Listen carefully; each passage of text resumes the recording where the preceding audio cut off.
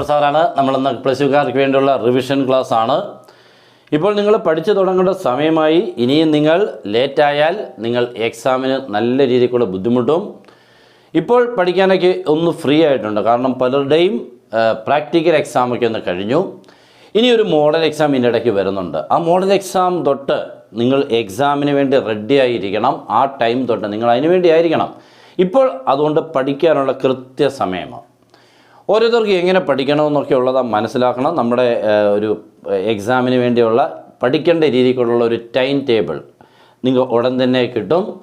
ഏകദേശ രൂപം പഠിക്കേണ്ടതിനെക്കുറിച്ചുള്ളത് എങ്ങനെയാണെന്നുള്ളതിനെക്കുറിച്ചുള്ള ഉറപ്പായിട്ടൊരു master plan ആയിരിക്കും വരുന്നത്. എല്ലാവരും കാത്തിരിക്കണം.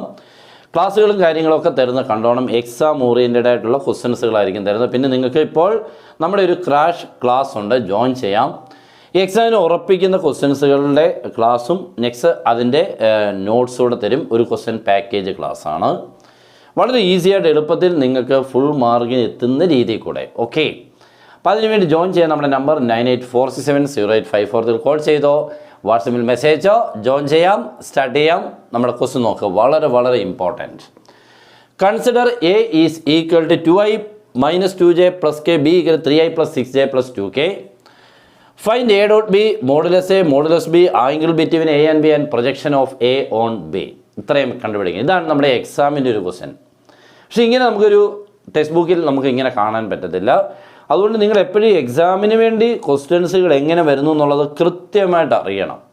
എന്നെങ്കിലും നമുക്ക് ആ ഫുൾ മാർക്കിൽ എത്താൻ പറ്റുള്ളൂ. ഓക്കെ, അപ്പോൾ നമുക്ക് സ്റ്റാർട്ട് ചെയ്യാം. ഒന്നാമത്തെ പണി a dot b അല്ലേ. a dot b എന്ന് പറയുമ്പോൾ a എഴുതുക, ഡോട്ട് ഇടുക, b എഴുതുക. a എന്ന് പറഞ്ഞാൽ 2i - 2j + k, b എന്ന് പറഞ്ഞാൽ 3i + 6j + 2k. ഡോട്ട് എന്ന് പറഞ്ഞാൽ എങ്ങനെയാണ്? മറന്നുപോയി കാണും അല്ലേ. നമുക്കിതാ എളുപ്പമാണെങ്കിലും മറന്നു പോകുന്നതും അതേ സ്പീഡിലാണ്. എളുപ്പം മറന്നു പോകും. ഇപ്പം കണ്ടേക്കണം, ഇവിടുത്തെ 2നെ കണ്ടോ മോനെ, ഇവിടുത്തെ 3നെ കണ്ടോ? അത് തമ്മിൽ ചുമ്മാ അങ്ങോട്ട് ഇൻറ്റു ചെയ്യണം. 2 × 3. ഓക്കെ, ഒരു പ്ലസ് ഇടുക. ഇവിടെ ആരെ കണ്ടോ? -2നെ കണ്ടോ? ഇവിടെ 6നെ കണ്ടോ? എന്ന് പറഞ്ഞാൽ ജെയുടെ കൂടുള്ളവർ, ദാറ്റ് ഈസ് -2 × 6 പ്ലസ് ഇടുക.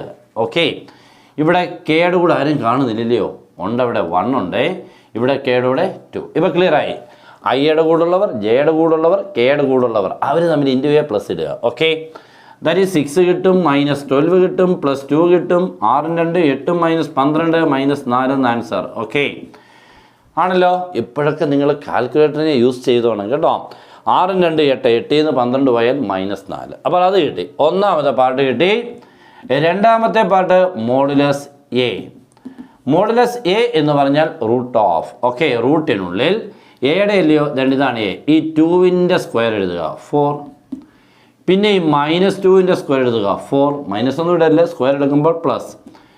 1ൻ്റെ സ്ക്വയർ ഇവിടെ 1 ആണ്. 1ൻ്റെ സ്ക്വയർ 1, √9 3.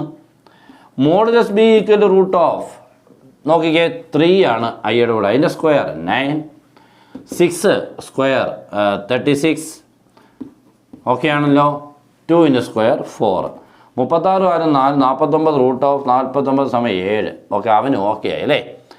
ഇനി angle, what is angle? Formula for finding the angle cos θ. Okay, മൂന്നാമത്തെ പാർട്ടായിട്ട് cos θ is equal to a dot b by modulus a into modulus b. What is a dot b here? -4. Okay, -4 by modulus a 3 7. അപ്പോൾ 3 × 7. Answer is -4 by 21. ആവേശം കൂടി അങ്ങ് മണ്ടക്കോട്ടൊക്കെ അങ്ങ് എഴുതുക അല്ലയോ.